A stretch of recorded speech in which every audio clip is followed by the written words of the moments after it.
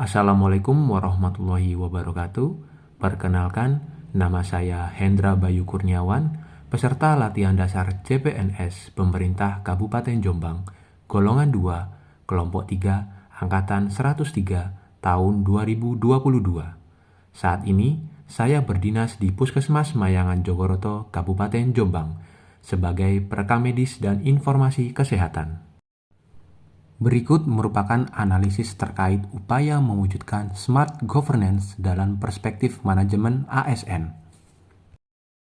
Yang pertama yaitu tidak adanya tracer sebagai penanda berkas rekam medis keluar di rak filing atau penyimpanan. Pada kondisi yang masih ada, pengambilan berkas rekam medis pada rak filing hanya diambil saja tanpa diberikan tracer sebagai penanda berkas tersebut telah diambil. Dampak yang ditimbulkan adalah pada saat berkas tersebut dikembalikan pada rak filing atau penyimpanan, akan terdapat kemungkinan besar berkas rekam medis tersebut terselip dan salah letak, sehingga berkas tersebut tidak terletak pada urutannya pada saat mencari kembali. Petugas akan kesulitan dalam mencari berkas tersebut. Dalam hal ini, yang paling dirugikan adalah yang pertama, petugas rekam medis, yang kesulitan mencari berkas tersebut dan pelayanan menjadi lebih lama. Yang kedua adalah pasien yang akan mendapat pelayanan akan menunggu terlalu lama. Hal ini dikarenakan dokumen rekam medis pasien lama ditemukan, serta dokter yang akan memberi pelayanan kepada pasien pun akan menunggu lama untuk melakukan tindakan kepada pasien, dikarenakan semua catatan atau histori pasien ada di rekam medis. Penyelesaian yang dapat dilakukan adalah dengan membuat tracer atau penanda berkas rekam medis yang diselipkan kepada rak filing, dengan memberikan catatan kepada tracer, yaitu berupa nama yang tertera pada berkas, nomor rekam medis, tanggal berkas diambil, dan poli tujuan berkas didistribusikan, sehingga berkas dapat terlacak dan meminimalisir terjadinya misfile atau berkas hilang. Yang kedua, belum dilakukannya retensi atau pemilahan berkas rekam medis aktif dan inaktif. Pada kondisi saat ini, berkas yang terdapat pada rak penyimpanan sangat overload atau overkapasitas, sehingga dampak yang ditimbulkan jika dibiarkan akan dapat merusak berkas rekam medis itu sendiri, dan tidak adanya ruang atau space untuk menyimpan berkas rekam medis baru, di mana berkas rekam medis akan selalu bertambah seiring berjalannya waktu. Dampak ini juga dapat memperlambat pelayanan. Dari hal ini, yang dirugikan adalah petugas rekam medis dan pasien, di mana petugas akan lama dalam mencari berkas rekam medis dan pasien akan menunggu terlalu lama untuk mendapatkan pelayanan. Penyelesaian yang dapat dilakukan yaitu dilakukannya retensi atau pemilahan berkas rekam medis yang masih aktif dan inaktif. Berkas yang dikatakan inaktif yaitu berkas rekam medis yang dalam kurun waktu 5 tahun ke belakang tidak pernah melakukan pemeriksaan sama sekali hingga saat ini, sehingga dapat diretensi lalu kemudian dimusnahkan sesuai dengan prosedur yang ada. Dalam hal ini, ruang penyimpanan rekam medis akan menjadi tertata dengan rapi dan berkas rekam medis baru maupun lama dapat tersimpan dengan baik pada rak penyimpanan. Yang ketiga, ketepatan pengembalian berkas rekam medis rawat inap kurang dari 2 kali 24 jam. Pada kondisi saat ini, berkas rekam medis pasien rawat inap dapat dikembalikan lebih dari 2 kali 24 jam sejak pasien pulang atau selesai dalam melakukan pelayanan. Dampak yang terjadi dalam hal ini yaitu pada saat pasien akan melakukan kontrol pasca rawat inap, petugas akan kesulitan mencari berkas rekam medis pasien.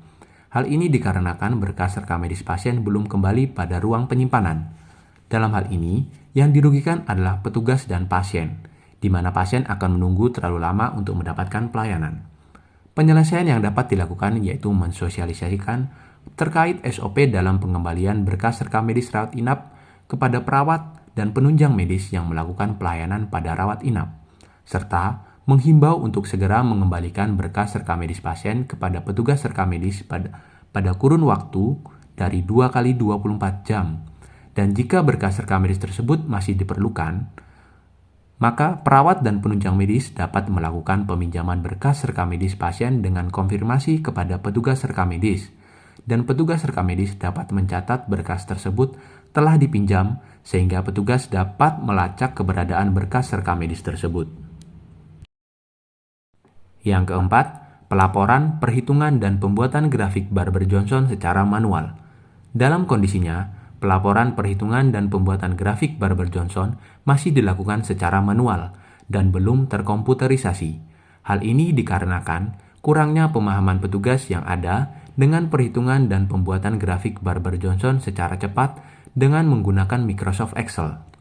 Sehingga dampak yang ditimbulkan, penyajian laporan pun dapat tertunda dan tidak real time.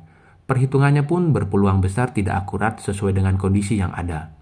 Dalam hal ini, yang dapat dirugikan adalah petugas dalam penyajian datanya akan kesulitan dan tidak tepat waktu dalam memberikan laporan.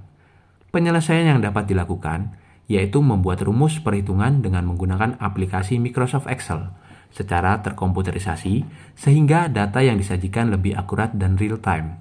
Dalam pembuatannya pun lebih akurat dan spesifik dan tidak memakan waktu yang sangat lama. Yang kelima, kurangnya pemahaman petugas dalam pengoperasian Simpus elektronik. Pada kondisinya, pengoperasian Simpus belum bisa dilakukan oleh semua petugas yang ada. Hal ini dikarenakan beberapa petugas masih gaptek akan kemajuan teknologi elektronik. Hal ini juga mengurangi minat untuk belajar dalam pengoperasian Simpus dikarenakan manual book untuk pengoperasian Simpus yang masih ada sulit untuk dipahami dan diterapkan. Dalam hal ini, yang paling dirugikan adalah petugas pendaftaran dan pasien.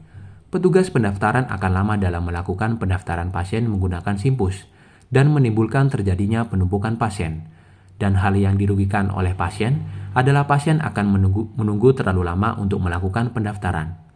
Penyelesaian yang dapat dilakukan adalah membuat langkah-langkah yang mudah dipahami dalam pengoperasian Simpus melalui media visual yang ada, baik itu berupa video atau infografis yang menarik, sehingga petugas akan dengan mudah memahaminya dan menerapkannya. Sekian yang dapat saya sampaikan. Saya ucapkan terima kasih. Assalamualaikum warahmatullahi wabarakatuh.